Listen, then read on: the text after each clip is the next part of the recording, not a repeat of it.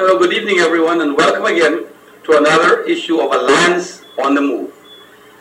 On behalf of the members of the Alliance for Change, I wish to bid you all good night.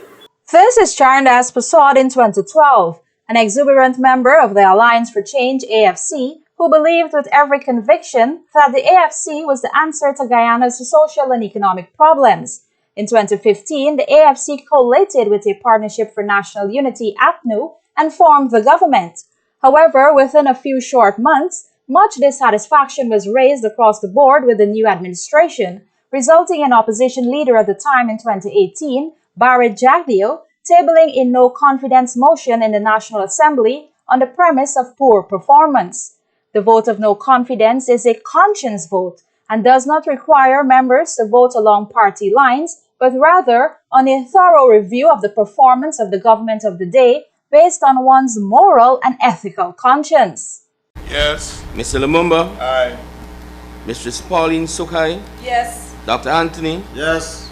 Ms. Manik Chand. Yes. Mr. Nandlal. Yes. Mr. Ali. Yes.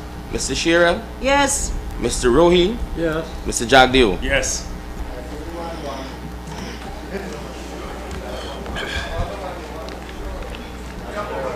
Mr. Rutherford. No. Mr. Rajkumar. No. Mr. C. Prasad. Yes. Mr. Figuera.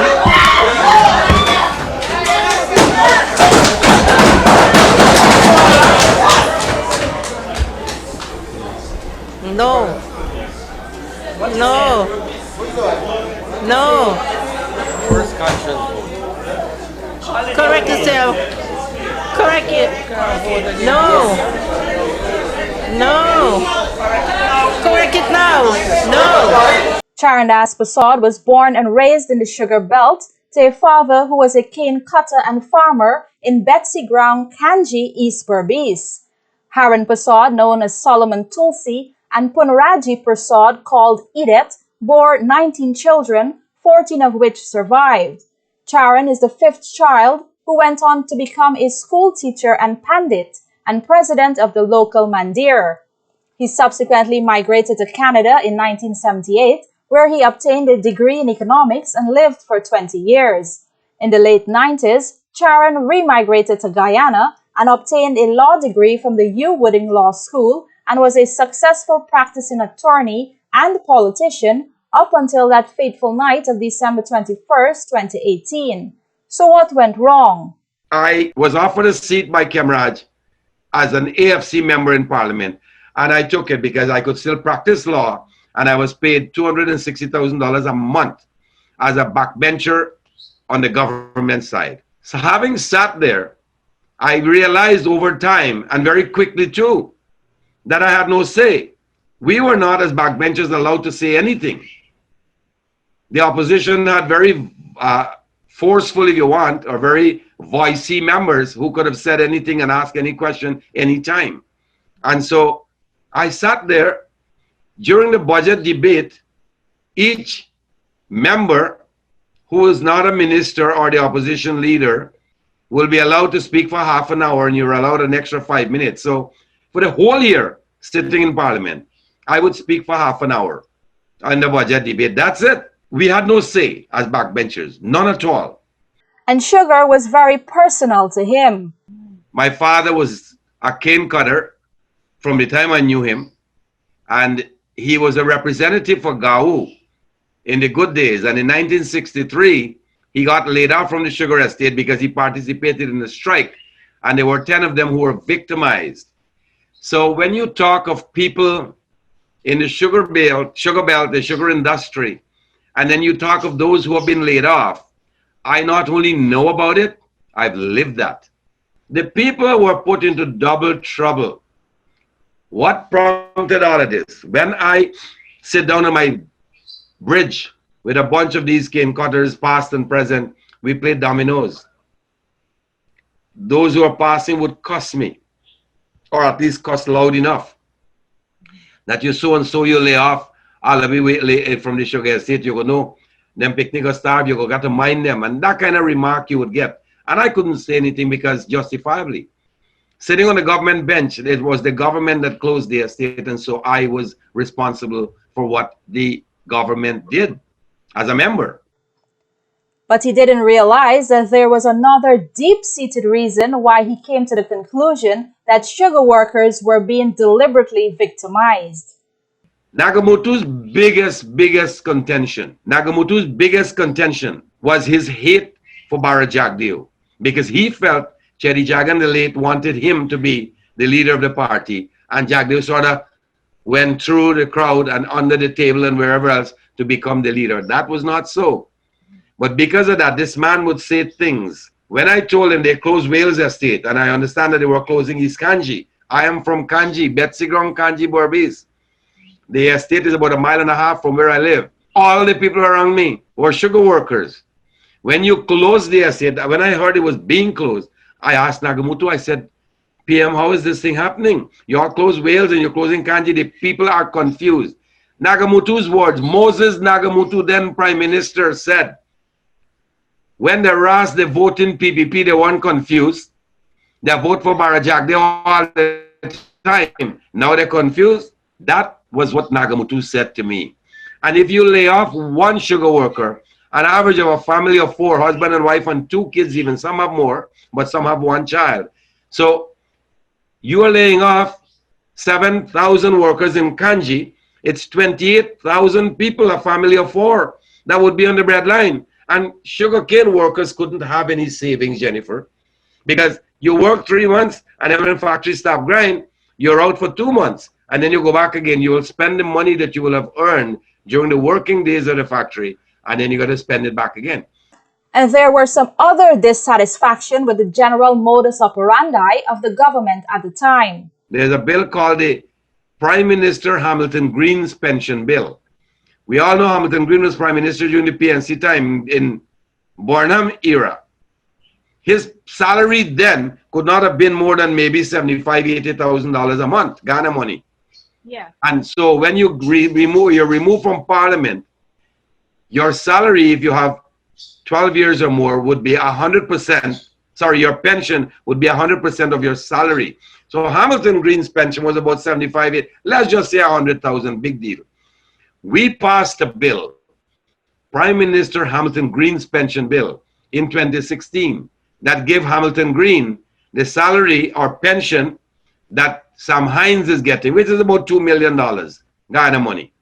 Why? Because he's just a PNC man and he became a PNC thug, but he was receiving all that money because we passed the bill. It is the same 33 on the government side, 32 on the opposition side that passed the bill. We passed a bill called the Juvenile Justice Bill. What that says, and it still is law in Guyana, that if you're 14 years and under, you cannot be criminally liable for anything. So if you have a 14-year-old son, 13-year-old son, and you see CHARRANDASS walking past your house, you call him quickly. As I say, his name is Ravi. Ravi, come, you see the man?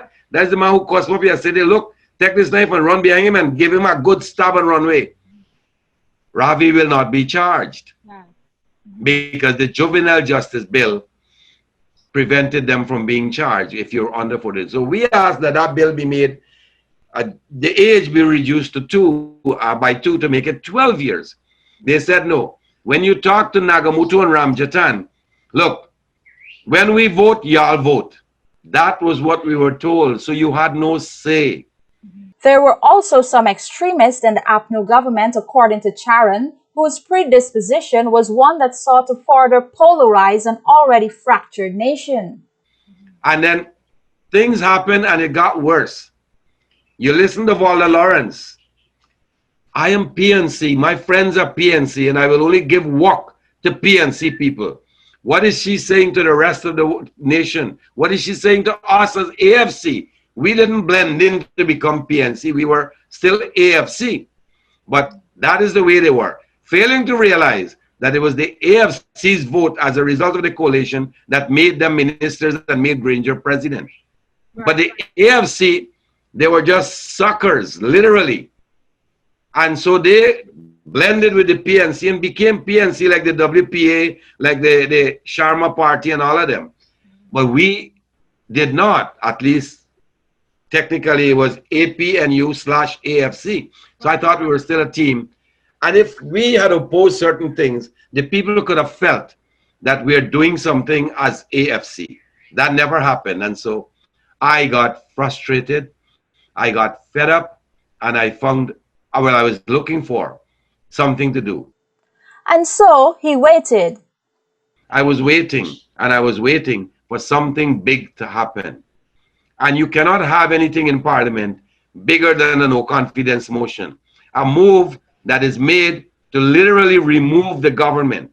And CHARRANDASS PERSAUD, this man that is talking to you now, supported the no confidence motion because I wanted, not some of the PNC, from the PNC you know what to get, or what you will get, but to remove the entire AFC team, Nagamutu, Ramjatan, Stratman, Kathy Hughes, and all of them, who literally sold the people out. They became PNC, and that was not the game plan. That was not what we planned to do. That was not what we signed on for. And on that day of December 21st, 2018, while historic, was one that took great courage. To give up something like that, what would be described by anybody as the good life, and come down to, from up here on a scale of 1 to 10, right down back to 0, you got to be stupid. I don't think it was courage. But again, motivation if you want. I was then looking at the cane cutters, and I said, I am enjoying all this luxury. And these are people who can't put food on their children's table, man.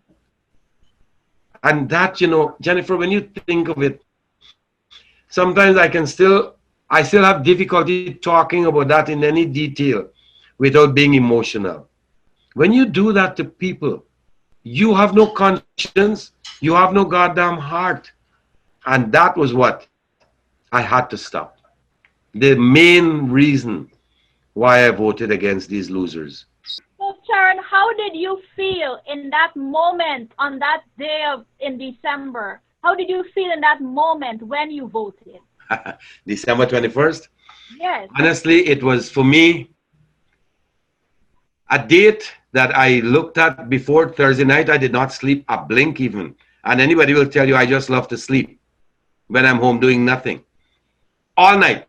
And I couldn't sleep because I was crying, literally like a little child.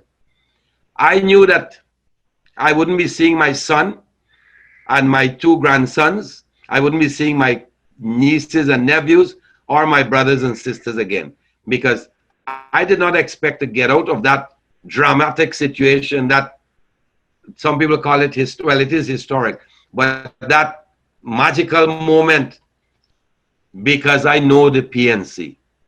And right there, if you play it back, anybody can play it and listen. It was Jennifer Wade who said, Charran, you're going dead tonight. That was no idle threat, Jennifer. I was threatened on national or international video, and nobody did anything about it. But my plan was foolproof, and I made it out. If you look at that video, I did not break down. I did not show any kind of anger. I was as cold as a cucumber. But honestly, I was so deathly afraid. But yet he wasn't 100% sure how the sitting of Parliament would play out. But when I sat there, a lot of things happened. When it came down, you know why it came to individual vote. After the debate was finished, this is how Parliament operates. After the debate is finished, the Speaker says, the no confidence motion, the debate has come to an end. We will now put it to a vote. It was tabled by the opposition. Members of the opposition, how do you vote? No, those in favor of the no confidence, the entire opposition jumped up and yelled, yes! Right. Those against, the entire government bench which I was sitting on, said no. At that time, the Speaker said the louder voice came from the government side, so the motion is defeated. What happens then is you have a few seconds from any side can call division. So Gail Teixeira on the PPP stood up and said, Mr. Speaker, I would like to call division. When division is called in Parliament, the one vote from everybody now becomes individual vote. And you notice after the big loud yes and no, it went back and they started calling Sheila Verasamy, but and so on and so on. And then they come to the government side. Odwin Rutherford, no. Bernard Rajkumar, no. C. Prasad, yes. And it was a simple yes. And then after the vote, there were attempts to have him removed as a member of parliament. I simply said yes, and when they came back with the recon, they want to take the count from the beginning of the government side. I figured they didn't hear the one yes, so I gave them 3. Was that legal to do it again? No, it was not. Because we had already voted, the 3 of us. They should have continued from there. But I said, all right, fine. What they were doing, let me tell you again. David Patterson sitting in front of me. He couldn't see with the one eye, so he's leaning over. So he's talking to Walter Lawrence. Trotman went over. The 3 of them are directly in front of me. Patterson, Walter, Trotman. Trotman had a voice problem. So he told Walter, whatever he told Walter, I'm guessing. Walter told Patterson. And Patterson said, all right, we can remove him right away. You're no more than 2 feet in front of me. I have to hear what you're saying. Because no speaker was on. Walter Lawrence got up and she asked for 2 minutes timeout. You saw that. Yes. And there's The no speaker timeout. refused to give her timeout.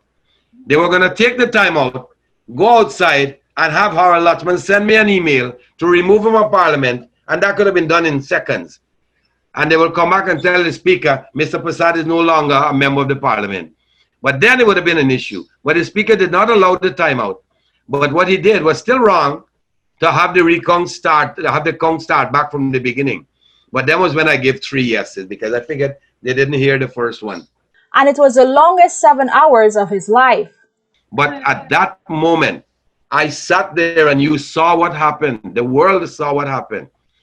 My left arm, the Rasta guy to my left, when he took a swing, it was a body swing, not just an arm, because he made a move and he took a swing. But when I reached Barbados, it was then that I saw my left arm here and the elbow above was discolored. Wow. That's how hard the hit was. And I realized I could hardly lift anything with my elbow, with my hand. And then he started cursing. Change your effing vote. You got to change your effing vote. Vote again. You can effing, and on and on and on. And that's all recorded. But I sat there, and for me, it was in my entire life the greatest fear I entertained. But I had Peter Ramsaroop. I told him, I said, I want you to sit behind me. Look at that video again. Peter was sitting behind me with his tie. He did not move for 7+ hours. And in the middle of the night, according to Charran, he was asked 4 godly questions. We went to Campbellville. Well, around Campbellville. No destination. And then Peter made a call. He called the Canadian Embassy at about 12 o'clock that night. Where in the world you will have an embassy official? And this is the Deputy High Commissioner. Mrs. Chatterjee, who's the High Commissioner to Guyana from Canada, was not in the country. But the deputy was there at 12 o'clock at night, a little after 12. She answered the phone when Peter called. The lady said, all right. Peter handed me the phone. Are you CHARRANDASS Prasad? Yes, ma'am. You have a Canadian passport? Yes, ma'am. And you are in trouble right now? Yes, ma'am. You're asking the embassy to help you? Yes, ma'am. 4 godly questions. The lady said, drive to the embassy. So the question now is, why Peter Ramsaroop? So why Peter? Why Peter Ramsaroop? Peter has military experience, 20 years in the U.S. Navy. Air Force. And so we've been friends for a long time. And I told him, I said, look, this thing may happen. And I may support the motion. I need you to protect me. I need you to help me get out if it happens. Peter, we sat and he asked me if I was going to do it. I said, even up to now, I'm not saying yes. It will depend on what these chaps do during the debate. And so when I told Peter, I said, look, after the break, I told him, I said, bro, it's happening. Peter was not nervous. He was tense. He sat there. And you look at his face, you will know. There was not a smile that came out of that man. But he took me to safety. Right up to the plane in the morning. Walked up to the step of the plane and shook my hand and said, Charran, you're going to be okay now. I said, once I reach Barbados, I know I'll be okay. But up to now, until this plane takes off, I'm still on Guyana's soil. But again, that's the kind of friend you need when you're in trouble. A man like that, you know, there's no question asked. Being with me, assuming that the people are going to shoot me, He could have been shot himself. Peter did not look at that. He simply said, Charran, you needed help, and I will help you. I had to help you then. That's Peter Ramsaroo. Hats off to that man. And the other obvious one is, was he paid off? I'm sitting here talking to you. I've been here now 20 months. From the 22nd of December 2018 to date, y'all do the maths. I have not earned a cent since I've been here. I had a Prado, which I bought duty free. I sold that in Guyana. I had a BMW 525. I sold that. I had a piece of land. I sold that. You know what else these people are doing to me? When you quit Parliament, whether you're dismissed or you resign, you're paid a gratuity. I have not received a cent from them. And the pension that I'm supposed to get, because I've been there 3.5 years, not a cent has been paid to me. They said I have to go there for it myself. Can you imagine that? Because they wanted me. For what? For what? That is why, and I'm saying this publicly, Kemraj Ramjatan and Moses Nagamutu will pay for what they did, for the lies that they told. They're already paying because their assets have been frozen and a lot of things will happen. But I honestly want to meet those two men face to face. What would you tell them? No, I'll just slap them. Not a word, just a slap. Let them know. And the fine is just simple assault, 10,000 Ghana dollars. I'll pay that. And then there was the no confidence motion ruling by the appeal court in March 2019 that said that 33 is not the majority of 65. When they presented the ruling in the no confidence, well, in a 65-seat parliament, 33 is not a majority. Well, really? You have to divide by 2, you get 32.5. And then you round it up and you plus 1. So the way I see that, even if you use what they're saying, 33 or 65 divided by 2, you get 32.5. When you round it up, both sides will then be 33. And when you plus 1, you get 34. So what they're saying, or what they said, stupid ass judges, that 33 is not bigger than 32, but 34 is bigger than 33. So here's the magic. We are 65 members in Parliament. And if you get 34 and 33, that's 67. How can you, in which world, get 67 votes out of 65 people? That was magic. But they believed that, and that was their ruling. But they went to the CCJ, and they were kicked out. Up until August 2nd, according to Charran, the APNU AFC acted illegally and not in keeping with the Constitution. Cabinet is the only group of officials that can approve $1 billion loan or anything over 20 million. Parliament was dissolved, should have been dissolved since December 2018. The cabinet should not have been sitting. President and cabinet must resign. Article 1066 says that. 1067 subsequent, after 1066 says, President and cabinet must resign. 1067 now, the next paragraph says, the government shall remain in office until an election is held within 90 days and shall resign when a new president is sworn in. Now, all of that was ignored. All of that was ignored. Because there's supposed to be a caretaker government without a cabinet and without a president. And yet Granger attended meeting, they signed loans, they signed contracts worth billions of dollars. When the government now goes after those illegal contracts and the illegality of all these allocations of funds, they're going to say witch hunting. It is not witch hunting. It is setting right a wrong that was done or several wrongs that were done. And it's not witch hunting. So what does Charran think now of the recently concluded Guyana elections?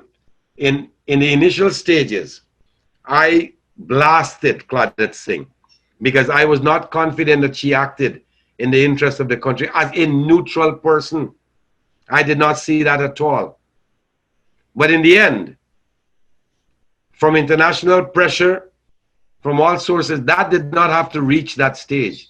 Lowenfield should have been fired a long time ago. She had the right to do that. She should have removed Mingo and picked up the SOPs from 3rd of March, the 4th of March, and declare the election. Have another REO do the declaration. He didn't have to depend on Mingo. Mingo did what was fraudulent, and she knew that, but she said nothing. You saw judges who made themselves asses. You saw lawyers who are only qualified as LLB, and some of them are QC. But the stupidity of their argument, you don't have to be a lawyer to know how stupid they sounded. And you saw some brilliant lawyers dispensing proper legal arguments, sound arguments in a fight for democracy. Democracy won. For me, what these people did to the Guyanese as a nation should not go unpunished.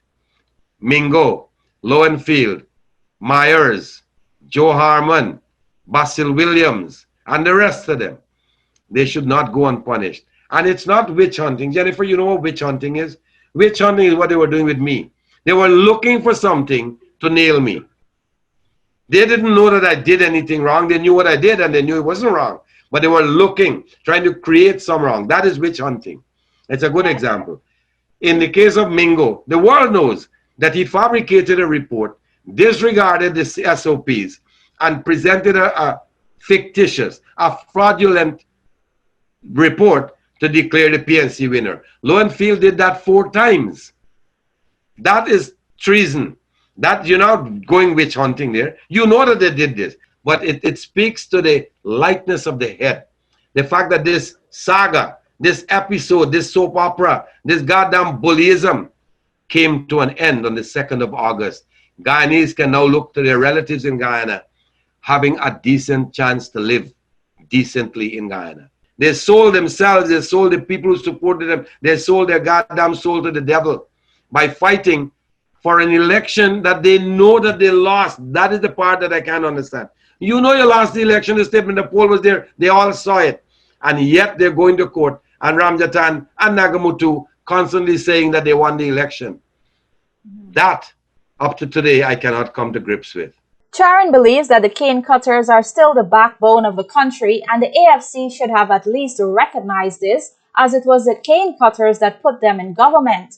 And it is because of this single reason that he voted yes in 2018, and the APNU AFC has lost the 2020 elections. I only voted for the no confidence. It was the same cane cutters in Region 6 who voted in favor of the AFC and gave them a seat, a national seat. The same cane cutters in 2020 voted them out because the cane cutters were on the breadline. You can't want to beat up people. Men beat their wives and expect that they're going to kiss the wife and make love to the wife the same night. And some wives allow that nonsense. These jobs beat up on the cane cutters. The cane cutters put them in power. They beat up on the cane cutters, and they still want the cane cutters to put them back in power? Hell no. And that's what they're finding out. The cane cutters removed them. It was the cane cutters who put them there.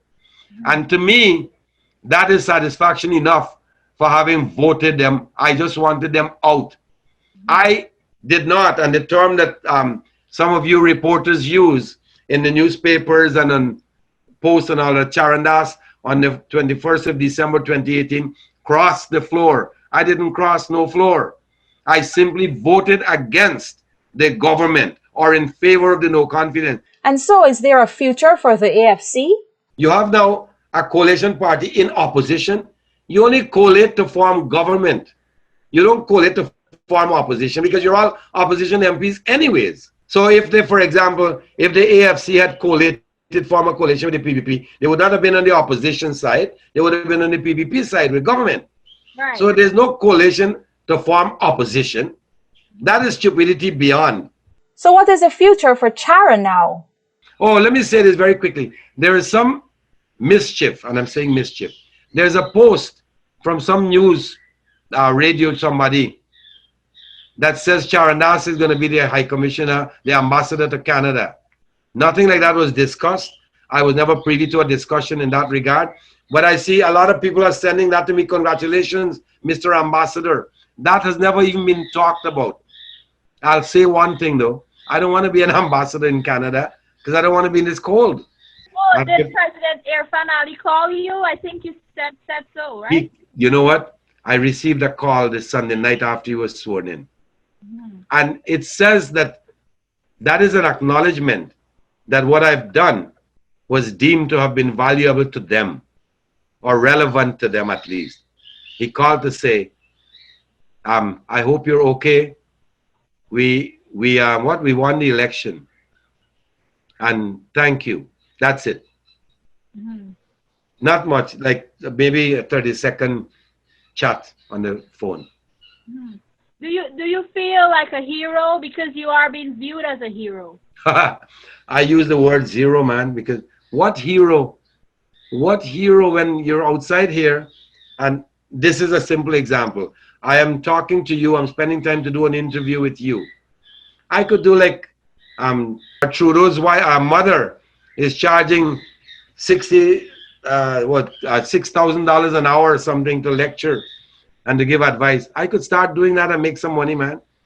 But honestly, what I set out to do, what I did that night has been accomplished. And it was only on the 2nd of August 2020 that I saw that come to fruition. I wanted to remove the AFC from office.